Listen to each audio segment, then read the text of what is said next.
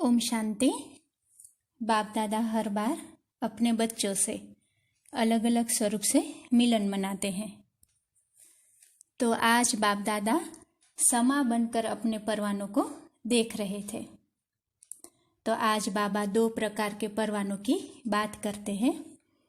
तो बाबा ने बताया कि एक होते हैं कि वह एक ही बार में क्षमा पर फिदा हो जाते हैं, और जो दूसरे प्रकार के होते हैं वह फेरी पहनने वाले, चक्र काटने वाले होते हैं, और वह कई प्रकार के संकल्पों में, कई प्रकार के विघ्नों में और कर्म में ही चक्र काटते रहते हैं।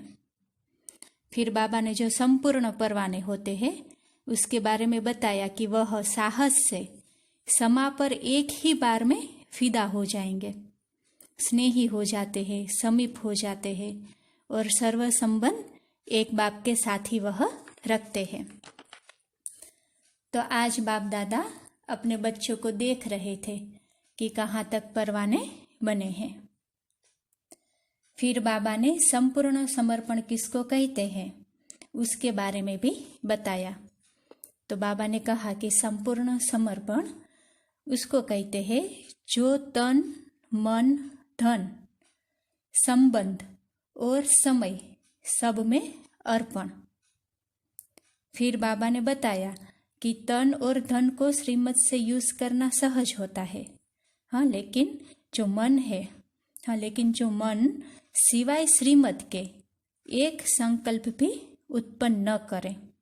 तो बाबा ने कहा इसको ही पूरा समर्पण कहते हैं, संपूर्ण समर्पण। तो उसकी निशानी क्या होगी, उसकी परख क्या होगी कि उसके मन में सिवाय बाप दादा के गुण, कर्तव्य और संबंध के सिवा कुछ सूझता ही नहीं। तो आज 3 अक्टूबर 69 की अव्यक्त वाणी सुनते हैं। आज की वाणी का सार है संपूर्ण समर्पण की निशानियां। किसको देखते हो, कौन किसको देख रहे हो? तो 2-3 ने अपना अपना विचार सुनाया। आज बाप दादा अपने पूर्ण परवानों को देख रहे हैं। बाबा ने कहा कि आज बाप दादा अपने पूर्ण परवानों को देख रहे हैं, क्योंकि कहाँ तक परवाने बने हैं वो देखने आए हैं। वैसे तो परवाने समा के पास जाते हैं, लेकिन यहाँ तो समा भी परवानों से मिलती है। आपको मालूम है जो संपूर्ण परवाने होते हैं उनके लक्षण क्या है और उसकी परख क्या है? बाबा ने पूछा कि आपको मालूम है कि जो संपूर्ण परवाने होते हैं उनके लक्षण क्या होते हैं, उनकी परख क्या होती है? तो हर एक ने अपना सुनाया। तो बाबा कहते हैं कि आप सबने जो सुनाया वो यथार्थ है, लेकिन देखो बाबा अभी संपूर्ण परवानों की परख, उनके लक्षण क्या है उसका मुख्य सार बताते हैं।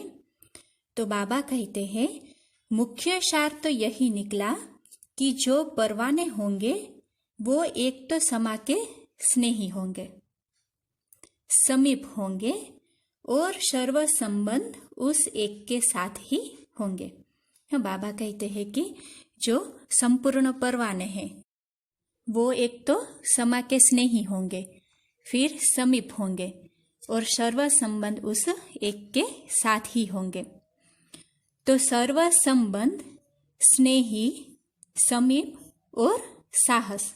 बाबा साहस किस बात में कहते हैं कि जो संपूर्ण परवाने होते हैं वह एक धक से ही समा पर फिदा हो जाते हैं।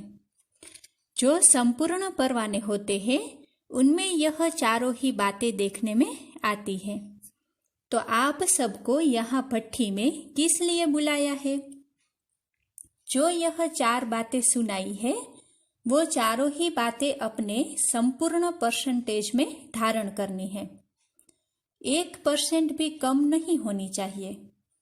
कई बच्चे कहते हैं हम है तो सही लेकिन इतना %। तो जिनमें % की कमी हो गई तो उनको संपूर्ण परवाना नहीं कहेंगे, वो परवाना दूसरी क्वालिटी का कहा जाएगा। बाबा अभी दूसरी क्वालिटी के परवाने के बारे में बताते हैं कि जो चक्र ही काटने वाले होते हैं।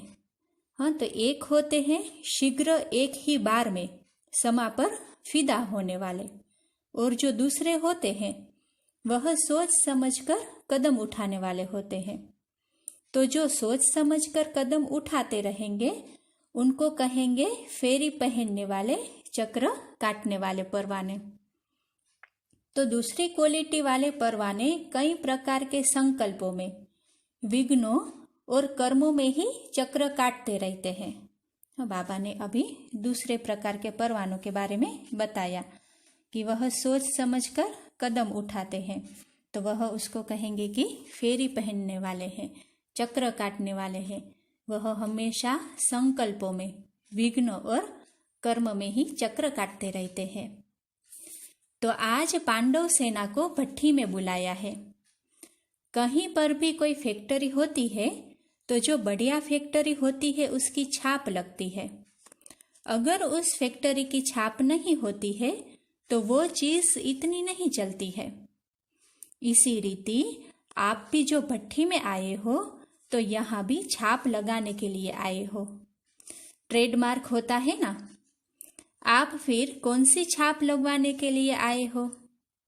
तो बाबा ने बताया कि संपूर्ण सरेंडर, यानी कि संपूर्ण समर्पण। तो संपूर्ण समर्पण का छापा अगर नहीं लगा तो मालूम है कि क्या होगा? जैसे छापा न लगी चीज की वैल्यू कम होती जाती है ना, तो उसी रीति से आप आत्माओं की भी स्वर्ग में वैल्यू कम हो जाएगी। तो अपनी राजधानी में समीप आने के लिए यह छापा लगाना ही पड़ेगा। माताओं को तो नष्ट मोहा का मंत्र मिला है और पांडव सेना को संपूर्ण समर्पण का। तो अभी बाबा देखो, जो भक्ति मार्ग में गायन है ना कि 5 पांडव पहाड़ों पे जाकर गल गए, गल मरे, यह गायन भक्ति मार्ग में बताया है। तो बाबा आज उसका रहस्य बताते हैं। तो देखो बाबा क्या कहते हैं कि पांडवों का ही गायन है कि गलकर खत्म हो गए, पहाड़ों पर नहीं लेकिन ऊंची स्थिति में गल गए। तो बाबा कहते हैं कि पहाड़ों पर कोई गल मरे ऐसा नहीं है, लेकिन ऊंची स्थिति में गल गए। नीचाई से बिल्कुल ऊपर जो अव्यक्त स्थिति है उसमें गल गए, अर्थात उस अव्यक्त स्थिति में संपूर्णता को प्राप्त हुए। यह पांडवों का यादगार भी है। तो उस यादगार की याद दिलाने और प्रैक्टिकल में लाने के लिए भट्ठी मिली है। फिर देखो बाबा संपूर्ण समर्पण किसको कहते हैं वह बताते हैं कि संपूर्ण समर्पण किसको कहा जाता है? जो संपूर्ण समर्पण अर्थात तन, मन, धन और संबंध, समय सब में अर्पण। बाबा ने बताया कि संपूर्ण समर्पण किसको कहा जाता है? तो वह तन, मन, धन और संबंध, समय में अर्पण। अगर मन को समर्पण कर दिया तो मन को बिना श्रीमत के यूज नहीं कर सकते। देखो बाबा कितनी गूढ़ बात बताते हैं कि अगर मन को समर्पण कर दिया है तो मन को बिना श्रीमत के यूज नहीं करना है। धन को श्रीमत से यूज करना तो सहज है, तन को भी यूज करना सहज है, लेकिन मन सिवाय श्रीमत के एक भी संकल्प उत्पन्न नहीं करे। तो बाबा कहते हैं कि इसी स्थिति को कहा जाता है संपूर्ण समर्पण। इसीलिए ही मन मना भव का मुख्य मंत्र है।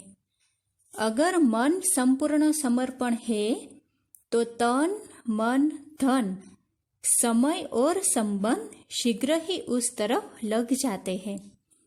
तो मुख्य बात ही है मन को समर्पण करना, अर्थात व्यर्थ संकल्प विकल्पों को अर्पण करना।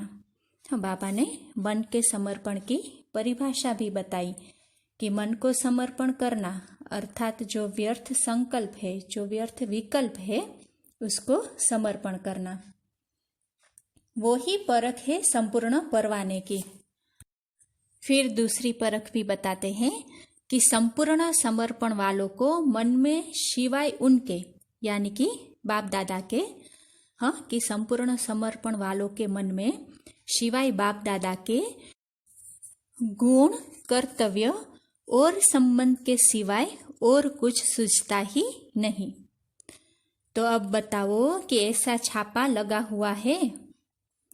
जैसे आजकल के जमाने में आप लोग जब दफ्तर में काम करते हो तो कभी कभी दफ्तर की जो चीजें होती है वो अपने काम में लगा देते हो।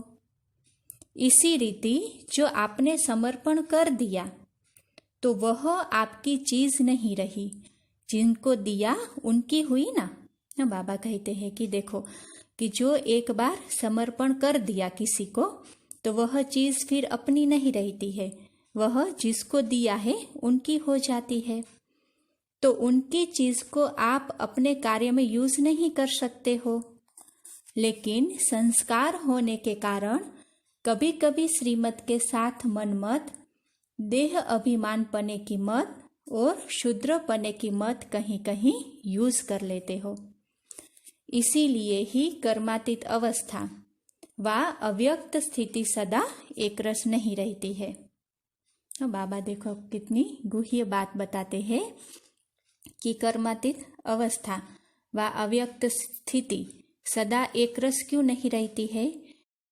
तो बाबा ने बताया कि कभी कभी उसमें श्रीमत के साथ मनमत, देह अभिमान पने की मत और शूद्र पने की मत कहीं कहीं यूज हो जाती है। क्योंकि मन भिन्न भिन्न रस में है तो स्थिति भी भिन्न भिन्न है। एक ही रस में रहे तो स्थिति भी एक रस हो। हाँ, बाबा ने देखो कितनी अच्छी बात बताई कि मन अगर भिन्न भिन्न रस में रहेगा तो स्थिति भी भिन्न भिन्न रहेगी, लेकिन जब मन एक रस स्थिति में स्थित रहेगा तो यह अव्यक्त स्थिति भी एक रस रह पाएगी। बाप दादा बच्चों को हल्का बनाते हैं और बच्चे जानबूझकर अपने पर बोझ ले लेते हैं, क्योंकि 63 जन्मों से विकर्मों का बोझ, लोक मर्यादा का बोझ उठाने के आदी बन गए हैं। इसलिए बोझ उतार कर भी फिर रख लेते हैं। जिनकी जो आदत होती है वो आदत से मजबूर होते हैं ना, इसलिए अपनी आदत होने कारण अपनी जिम्मेदारी फिर अपने पर ही रख देते हैं। एक एक पांडव अगर संपूर्ण समर्पण बनकर ही निकले तो बताओ क्या होगा। जब पांडव सेना तैयार हो जाएगी तो कौरव और यादव मैदान में आ जाएंगे और फिर क्या होगा, आपका राज्य आपको प्राप्त हो जाएगा। जब तक यह वायदा नहीं किया है कि जो सोचेंगे, बोलेंगे, जो सुनेंगे, जो करेंगे सो श्रीमत के बिना कुछ नहीं करेंगे, तब तक इस भट्ठी से लाभ नहीं ले सकते हैं। ऐसा ही उमंग उत्साह लेकर आए हो ना कि कुछ बनकर ही निकलेंगे, बदल कर ही निकलेंगे, यह सोचकर आए हो ना, घबराहट तो नहीं होती है। जितना जितना गहराई में जाएंगे उतना ही घबराहट गायब हो जाएगी। जब तक किसी भी बात की गहराई में नहीं जाते हैं तो घबराहट आती है। हाँ, देखो बाबा कहते हैं कि अगर कोई भी बात है तो जब तक किसी भी बात में गहराई में नहीं जाएंगे तो घबराहट होती जाएगी। तो उसके लिए बाबा ने देखो क्या बताते हैं कि जैसे सागर के ऊपर ऊपर की लहरों में घबराहट होती है, लेकिन सागर के तले में गहराई में क्या होता है, बिल्कुल शांत, और शांत के साथ प्राप्ति भी होती है। तो बाबा कहते हैं कि जैसे सागर के ऊपर की लहरों में हलचल होती है, घबराहट होती है, लेकिन अगर सागर के तले में एकदम चले जाओ, गहराई में एकदम चले जाओ तो बिल्कुल शांत, और शांति के साथ प्राप्ति भी होती है। इसलिए जब भी कोई घबराहट की बात आए तो गहराई में चले जाना है, तो क्या होगा, घबराहट गायब हो जाएगी। अब लक्ष्य और लक्षण कौन से धारण करने हैं, इसमें जो नंबर 1 होंगे उनको क्या देंगे। भविष्य में तो राजधानी लेंगे ही, लेकिन यहाँ भी सौगात मिलेगी। इसलिए हर एक यही प्रयत्न करे कि हम तो नंबर 1 में आएंगे, 2 नंबर वाले को नहीं मिलेगी। जो विन करेंगे वो 1 नंबर पाएंगे। विन करने की कोशिश करो तो 1 में जाएंगे। अच्छा, आपको बिंदी लगानी है व बिंदी रूप ही हो। टीके कितने प्रकार के होते हैं? आज आपको डबल टीका लगाते हैं। संगम पर निरोगी बनने का और भविष्य में राजभाग का। बिंदी रूप की स्मृति रखने के लिए बिंदी लगाते हो। बिंदी लगाते लगाते बिंदी बन जाएंगे। कोई भी व्यर्थ संकल्प आए तो उनको बिंदी लगा दो तो बिंदी बन जाएंगे। अच्छा, ओम शांति।